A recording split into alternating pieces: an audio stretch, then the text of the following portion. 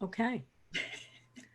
Okay, good morning, Facebook Live. We actually got here without any technical problems. So good morning, early risers, and I hope you have your coffee with you today. Morning, Andrea. How are you? I'm very good, Marybeth. I'm Andrea Tarr. I'm the program director from SCAN. And I'm Marybeth Kwapniewski. I'm the program coordinator at SCAN. We're happy to have you join us today. A beautiful day in Monmouth County. Sun is shining. We have some wonderful information today. But before we just introduce our guest, I just wanted to mention that our program segments for the month of June are being brought to you by Care One.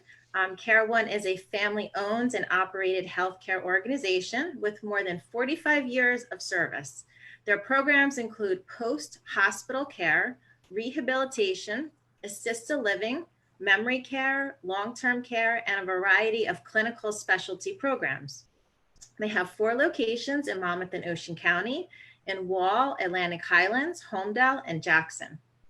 Care One has been challenged with caring for COVID-19 patients, and they are proud to say, as an organization, they had over 2,400 patients and residents who recovered from the virus. Their protocols have been recognized by the state of New Jersey as a best in class. Care One has been here all along caring for those in need, and they look forward to continuing to serve our community. So thank you, Care One, for sponsoring our segment today. So I would like to introduce our guest today. It's Alex Binder from the VNA. Good morning, Alex. Good morning. Hi, Alex. Hi, Andrea. So a big shout out, of course, to the VNA, because the VNA has been a wonderfully loyal and long-term supporter of SCAN and all of our many, many endeavors. So it's great having you with us. Thank you. That's great to hear. Our topic is telehealth, and we have talked a little bit about this before, and some of our listeners today might know that SCAN produced a 3-part series all about telehealth, and we did this in collaboration with the VNA as well as Encompass Health Rehab. And one of the main reasons we did this, because SCAN had a lot of questions from a lot of our members. What is telehealth? What's going on here? How do you use it? Is this really the way we're going to see our doctor from now on? Well, yes.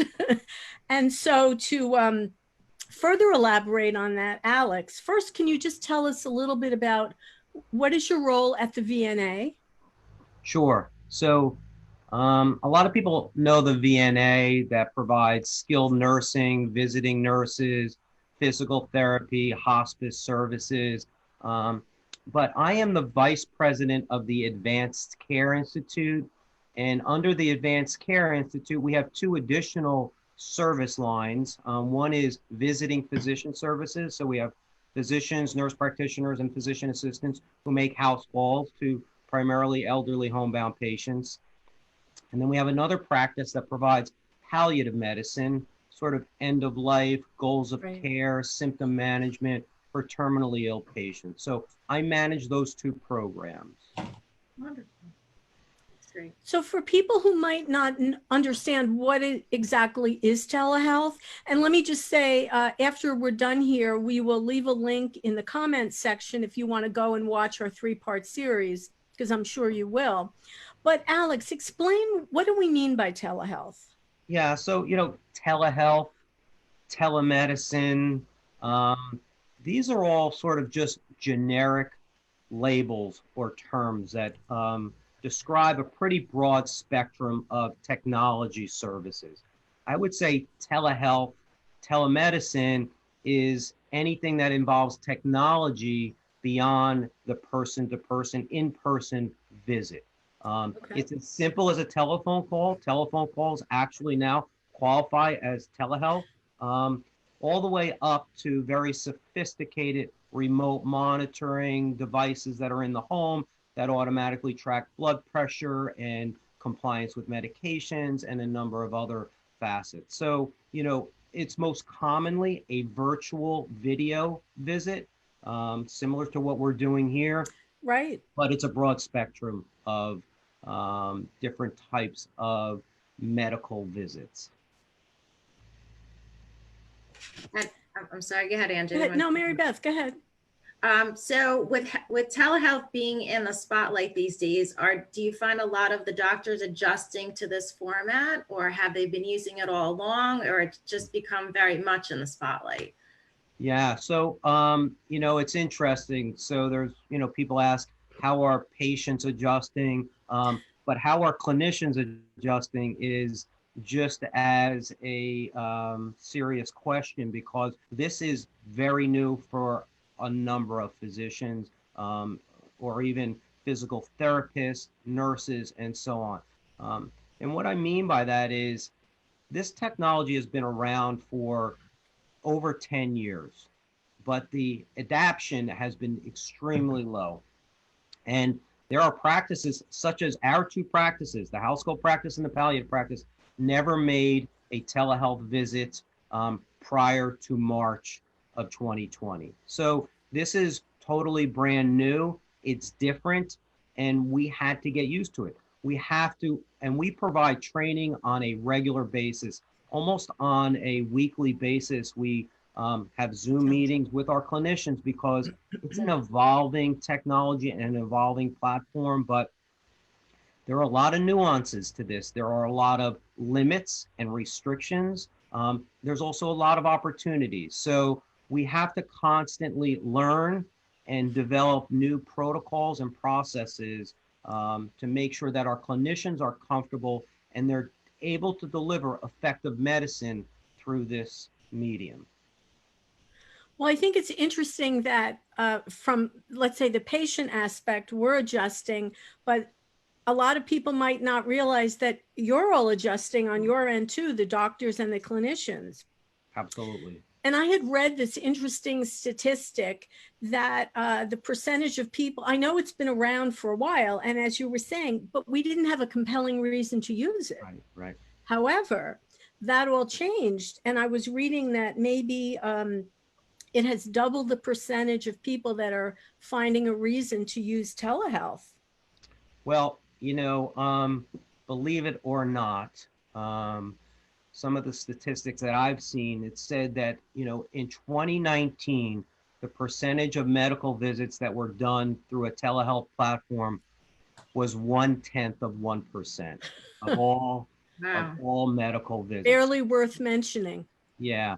And in April of this year, 10% of all medical visits were done through this platform. I'm not good at math, so I did check this, but that's a 10,000% increase. So it's an explosion. It's a radical change. I know that our practice in February made 0 telehealth visits. And in April, 20% of our visits were telehealth. So it's been rapidly adopted out of, necessity for the most part. These people needed to be seen. We needed to assess these patients. Patients needed to have medical advice. And this really was the only thing that was available, but it's proved to be a very effective tool in the delivery of medicine. That's an explosion of people. And I would Wow. think that even if someone didn't have a need, maybe during this time frame right now, it is something that everyone should educate themselves on. So they should be prepared that if the need should arise, they should know if that is available with their physician.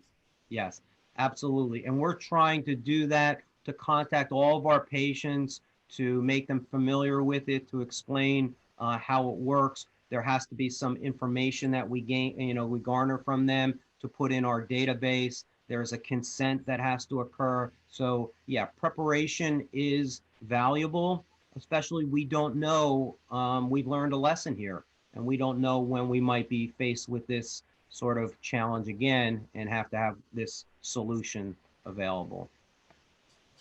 How are you finding that older adults, and for SCAN, we obviously are dealing with an older population. Are you finding that they are adapting as well as anyone else? Yeah, so I guess you guys know it better than anyone else when somebody says the senior population. Um, Yeah. they're talking about, 40 different subsegments of the population. And that's true with us. We have patients who have limited cognitive ability, limited physical ability, patients who don't have smartphones, patients who don't have internet. So there's the technology Yeah. challenges. Yeah. But those that have all of those pieces in place, it's become accepted. They've become comfortable. Many of them are thankful that they don't want to come out of the house. Up until recently, this has been relaxed a little bit. They didn't want anybody coming into their house. So they really were concerned and afraid, and not just from a medical perspective, but there's a human perspective here as well. A check-in with your doctor to know that okay, I'm okay, I'm going to be okay, and so on. So once you get through all of those sort of hurdles or obstacles, it is more widely accepted. But for our patient population, there's probably only 50% of the population that are really able to function and utilize the platform. Well, we are finding when we've done a lot of wellness calls, and in fact, starting tomorrow, in fact, Marybeth and I are going to be doing a diabetes workshop via Zoom. So I am actually anxious to get their reaction on telehealth to see if anyone has taken advantage of it. And so we have spoken to folks at SCAN that say, well, it's been in a sense the greatest thing ever. Right. But they have the technology in place. For Right. those folks who don't have the technology, that obviously that's going to be an issue. I just think that I feel fortunate that it is available, because there are a lot of people that simply cannot get out, and this is the opportunity to see the doctor. Otherwise, you wouldn't be able to see the doctor. It isn't like you just call up anymore and make an appointment, is it? Well, we're in a sort of what they're defining as an emergency phase, emergency period, and all the rules have changed. Even Yeah. specific to telehealth, they've waived a lot of the compliance requirements. You used to not be able to have a telehealth visit on Facebook, but you can do that now. And that may go back to more stringent regulation at some point, but yeah, they've had to ease the regulations and allow everybody to become more comfortable with this. I think, it has a specific place in the future of medicine, and both from the patient's perspective and the clinician's perspective. And we're sorting that out now, but it's definitely established itself. It's not going to go away. Right. And we just all have to figure out, how it gets positioned and utilized properly. One of the things that I found interesting when we did our 3-part series, and Marybeth, you watched this, on part 3 was, I'm calling it tele-rehab. I don't know if there's a better word for it, but that this was the folks from Encompass Rehab, that you would have your rehab visit through your smartphone, because during the thick of it, when all the rehab places were closed, and if you had knee surgery, hip surgery, whatever it was, and you needed your rehab, Right. this is how you had your rehab. I was pretty fascinated with the idea that it could be done effectively that way as well. Yeah. There's a lot of different disciplines that are able to leverage the technology. You think about behavioral health. Do you really need to go into somebody's office to have these discussions and to go into therapy and to sort things out? Or is this better?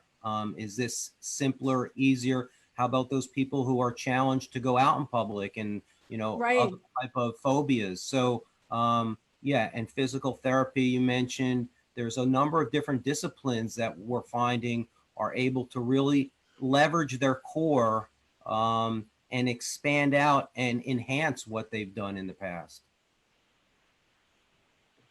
To those folks who resist this, Alex, what do you have to say to them?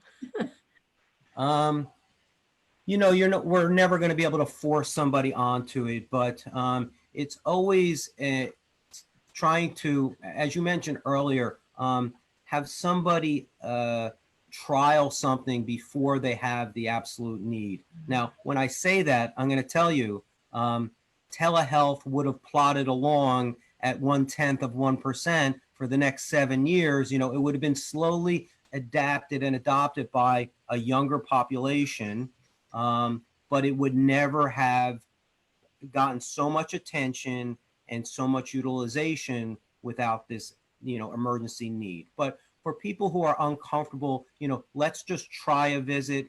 Let's just do a FaceTime. Do you do FaceTimes with your grandmother or your mother? Try It's that. not so different.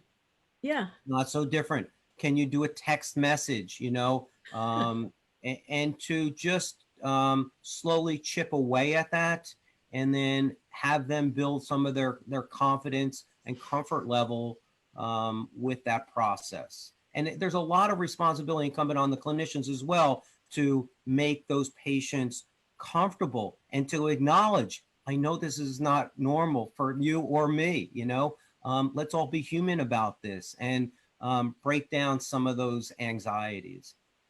Well, and I think it was nice to hear from you, Alex, that the physicians were feeling some of those anxieties as well. So Yeah. it was a two-way street. No, we had a training session yesterday where we had, 20 of our clinicians, and we had to, explain again what the process needs to look like, what you can do, what you can't do. How do you assess somebody's cardiac or pulmonary functions over a Zoom? And there are some ways to get at that. It's not perfect, but we talked about those things. Wonderful. Well, I think this has been very helpful. Yeah. Yeah. I think it's great. I'm just going to say, where will this end up? This is a very, very valuable tool. We've all learned that. I think the clinical side have learned that. It can absolutely enhance what we're delivering today. We could be more responsive. Patients can dial up their physicians very quickly in the future. So I think it's, we're in the second inning of this telehealth platform and development, and it's going to develop, and it's going to be integral and fully part of traditional medicine in the next 3 or 4 years. Well, that's very soon. So we have to get used to this, folks. We really do. Although don't the months take about 6 months lately? But yes, it is very. Yes, I feel like this is day 4 million of quarantine or something like that. Well, thank you very much, Alex. It's been a pleasure having you here. Thank you for inviting me. Okay, and I hope that you folks listening will take advantage of watching our 3-part series. It's on our YouTube channel. We'll put a link, Marybeth, after we're done here, we'll put a link to everything in the comment section. Yes. Okay. And next week, can we give a shout out to our guest next week? Is Holly from BCB Bank, who will be talking about some financial frauds and some other scams, unfortunately, that are floating around out there, specifically trying to take advantage of some of our senior population during this crisis. So Holly will be our guest next week. So I also want to say thank you once again to Care One for sponsoring this segment of Scan FYI. Alex Binder from the VNA, thank you very much for being our guest. And Marybeth, I will see you soon. I'll Zoom you later. So I'm Andrea Tarr. I want to say thank you for listening. If it's important to you, it's important to us. We'll see you next time on Scan FYI, Wednesdays at 9. See you then. Bye, everyone. Bye, everyone.